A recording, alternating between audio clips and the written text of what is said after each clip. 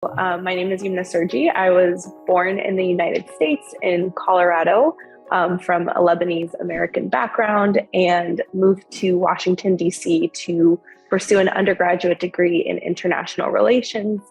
After that, I started working for a technology consulting firm and was mostly doing project management and product management for large-scale cloud modernization.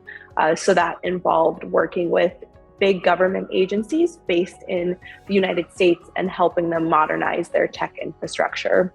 And also doing a little bit of business development for the company that I was working for to expand our footprint within the federal market. So it was a really good way to build a lot of skills and something that I had never done before. I didn't come from a tech background. I didn't come from a business background. And I really got to expand both of those skill sets over those 2 or 3 years. But I decided that I wanted more of that formal education in business because it was something that I wanted to pursue in the future. Throughout that entire time, I had also been a volunteer teacher for an English as a second language school, and was also helping with an incubator on the side and working with a lot of new startup founders. And so 2 things that I've always gravitated towards are making sure that business is impact focused, which I think came from a lot of that volunteer work that I was doing. And also just always curious about that entrepreneurship environment and that startup environment. So I decided to try to find a school that fit the niche between all of those things. And Oxford was that place for me. It has 90% plus diversity, a focus on social impact, which is something that draws a lot of people here. And overall was just a nice fit for what I wanted in my career. Yeah, I mean, I think one thing about business is that it's global and it's so much about relationship building and having different perspectives on what business means in the Middle East versus in Asia versus in Africa. And so one of the big things that I was looking for was that high diversity statistic and percentage. And that drew me to Oxford because it's one of the few schools that has such high diversity.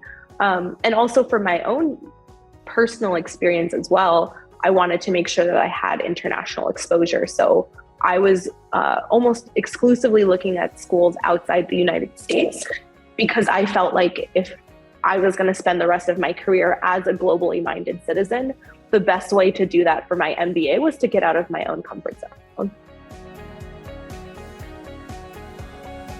Well, yes, Oxford is Oxford is Oxford. It is one of the oldest schools in the world, in addition to having a great brand reputation. And the business school is actually just turning 25 years old today, or this year, I should say.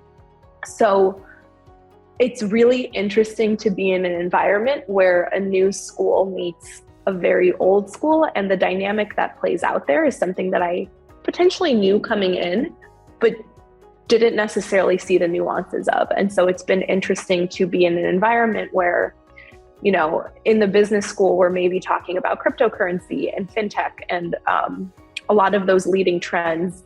But we have very traditional practices that Oxford has around for a long time. So, you know, every beginning of term, all of the students will dress up in what we call subfus, which is a sort of student uniform, and officially matriculate into the university and say a couple of lines in Latin.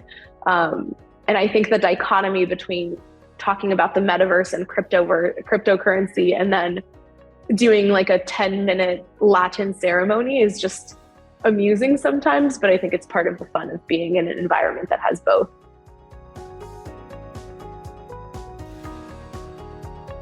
Students are very involved in the business school, but we're all part of a college as well.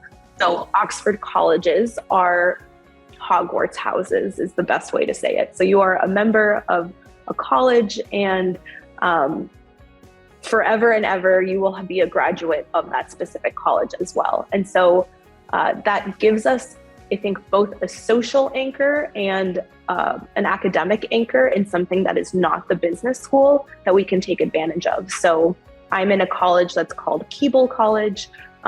There's maybe 10 MBAs, 15 MBAs in the college with me. And everyone else that I interact with at college events are all from completely different master's programs. And our college has a formal dinner a few times a week that we can invite friends to. Sometimes fellows come and give talks about things that have nothing to do with business, but are very niche focused on an academic research in neuroscience or in theology. So having that available to us is really an incredible part of the experience. And I would say the second thing that I've really taken advantage of is Saïd Business students all have lifetime membership to something called the Oxford Union, which is one of the oldest debate houses in Europe. And so every single day of the week, the Oxford Union brings in speakers, and on Thursday nights, they hold a debate. And it's topics completely from left field. I mean, there's things that are more traditional, like what is the influence of big tech in the next decade? And then there are topics that are crazy, like what's something recent that people went to? How do you colonize Mars? And so going to discussions like that and bringing in speakers and students' perspectives from across the university is something that I really enjoy doing as well. Through the business school, I'm an investment director for something called the Oxford Seed Fund, which is a student-run VC on campus. And so we have capital that we have to give out by the end of the year to startups. And that's really allowed me to explore the ecosystem of entrepreneurship in Oxford that exists outside of the business school. And I think that's really important. Big founding ideas come from the business school, but they also come from the lab, and they come from the classroom perhaps, and from the church. So it's been really interesting to make relationships and build partnerships with organizations like the Oxford Science Innovation Lab. So they're very niche scientists who are working on the next best idea, very similar to the AstraZeneca vaccine, and might not necessarily have the business knowledge to know how to add intellectual property rights or create a business plan or find funding. And so that's what they turn to business students for, and the partnerships that are starting to come out between the scientists at Oxford and the business students at Oxford, et cetera, is something that I think is really valuable. And it's not something I necessarily expected coming in, to be working with founders and entrepreneurs that are across the entire university and really have nothing to do with the business school.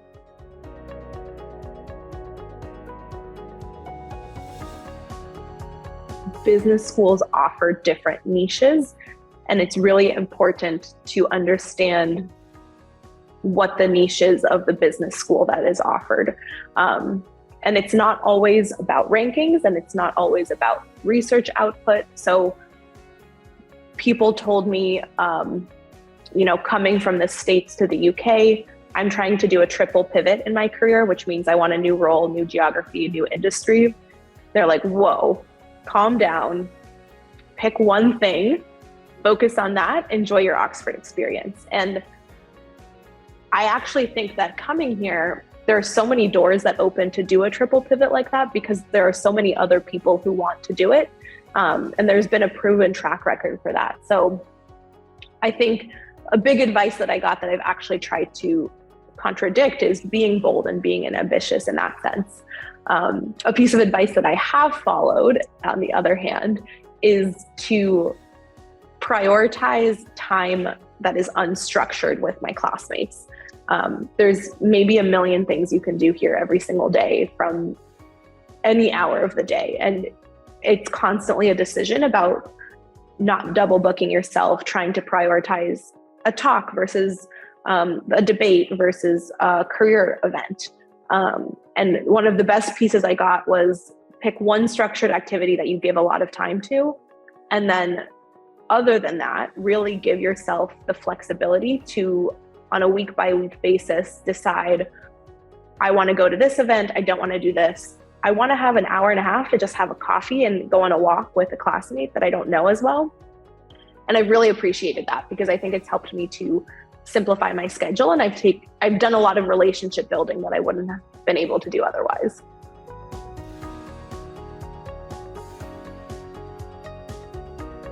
Yeah, I mean, let me preface, I am not a certified or trained teacher. I am a volunteer teacher on the side, but still very much proud of doing that. And I'm an English teacher, right? So language is really important to me, and communication is really important to me. And it's been interesting being here in an environment where when I'm giving a group presentation, I might be the only English as a first language person giving that presentation. And I might be with 5 other people who English is their second language. And, giving that space for a presentation to be given and delivered in a different way is something that has been really interesting to me. And I think it's a big learning experience saying, okay, English is very easy for me. Public speaking is more comfortable for me because I'm doing it in my native language. I want to hear your perspective and I really care about it. Let's make sure that, from a cultural perspective, from a linguistic perspective, we just simplify things to make sure that we really are having that mutual learning from one another. And so it's made me more patient, I think, in that process and more curious in that process to know when someone is expressing themselves the way they want to be and when there's some sort of language barrier that we still need to communicate through. You have a great range of professors. You do have a lot of old, very intellectual, very accomplished white men. Oxford is an old university that is still working through the diversity component of its staff, but you also have a lot of interesting professors and speakers that represent a lot of different backgrounds, race, gender, culture, and profession. So I would say every class has at least 2 professors. And so you have one professor for one class. For strategy, let's say, for example, a professor that comes in because their expertise is mergers and acquisition. And then you might have another professor who is more of a specialist in non-market trends in strategy. And so you'll have one professor come in and teach that, the other come in and teach the other. So I appreciate having multiple different professors for one class, which I think increases the range of people who are in front of you. I don't know if it's a fundamental change, but it's certainly an affirmation of something that maybe I had before in my personality, but has expanded since I've been here. The power of the community here is quite remarkable. And I think it's encouraged me to be more proactive as a community builder myself as well. And just an example of that, I also am a chef and a baker, and I love to cook. And I do a lot of virtual cooking classes for fundraisers, sometimes for the nonprofit I used to support as a teacher, sometimes for other stuff. And a few weeks ago, I was giving a fundraiser for a group of people who were back in the States. But I advertised it to a group of my classmates here. I said, it's 3 p.m. in DC, it's 8 p.m. in the UK. I know it's a Saturday night, it's kind of a buzzkill on Saturday night plans, but if you want to join a baking class, I'd love to see you there. And the majority of the people on the call, despite it being a fundraiser for something back home, were all MBAs. And there are endless examples of, someone has a violin concert or someone has a boxing match and the entire cohort shows up, not necessarily because they love the activity we're going to see, but because we've created this importance of showing up for one another. And so I've always done that for my friends in the past, but I think something that's fundamentally changed is how powerful that can be in the rest of your life and in showing up for things that you don't necessarily care about, but you care about the person. So yeah, I think that's been probably the most fundamental change for me.